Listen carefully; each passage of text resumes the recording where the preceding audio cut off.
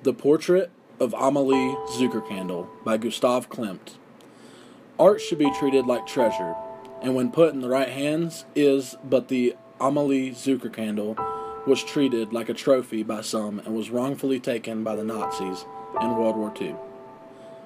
The painting went through a rough journey during the war and now rests in display in the Belvedere.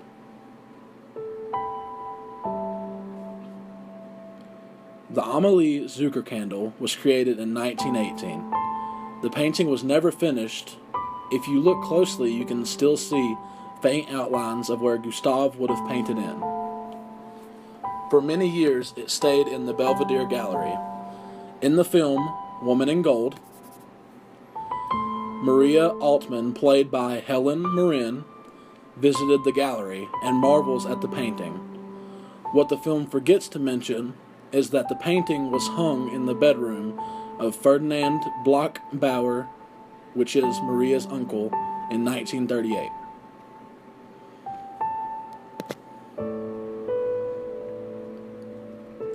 Then the worst happened. The Nazis invaded that same year.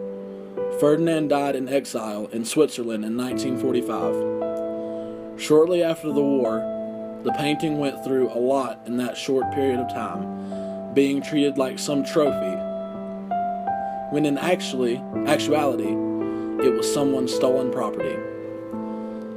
The Amalie Zuckerkandl then became one of the countless stolen pieces of art.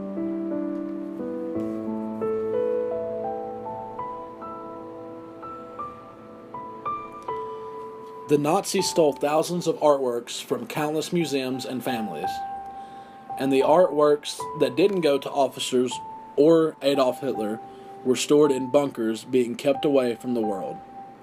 The Nazis listed the Amalie Zuckerkandl in 1943. It was in the possession of Bloch-Bauer, and he had Dr. Erich Führer, a lawyer and high-ranking SS officer, protect it. But he ultimately became the liquidator of his own property.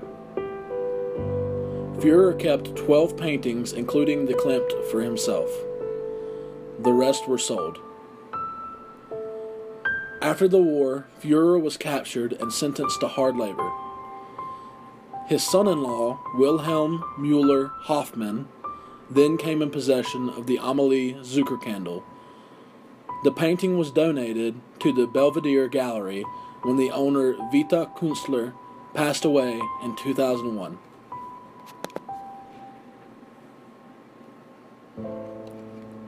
There, the painting will rest and be considered one of the best paintings ever.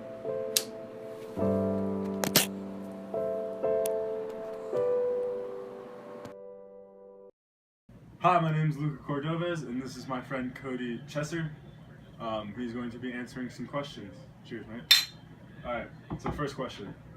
How much do you know about the Nazi stolen art? From my past history classes and whatnot, I just know that throughout a lot of the Nazi time, they stole a lot of stuff, mostly looking to take away as much culture from the people as possible. Yeah, and so a lot of it was like looking for stuff like the Holy Grail and stuff like that. But paintings, I did not know they actually stole a lot. I know they stole a lot of artwork and looked for a lot of historical facts and stuff. So, how do you think this affected the people and culture of Germany?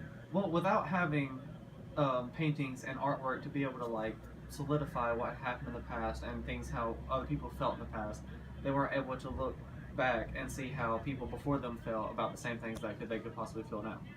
And so like now it'd be taking away a lot of music. For example, it'd be taking away a lot of music for like Kanye West. If you took him away, a lot of people wouldn't have the connection that they would with a lot of rappers.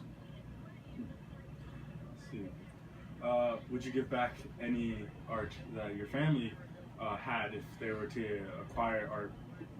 Like, let's say you had some German family members that were officers that stole art and they passed it down to you. Would you have given any of that art back if you knew who it belonged to? Well, if it was probably like the most famous artist back then, I'd think about it. But other than that, Unless it was someone that was really famous and the artwork was just completely perfect, probably wouldn't give it back. 'Cause, I mean, it's been passed down from my family, so it must have some sentimental value to me also. So that's my thoughts on that. All right. Well, thank you very much for your time. Cheers.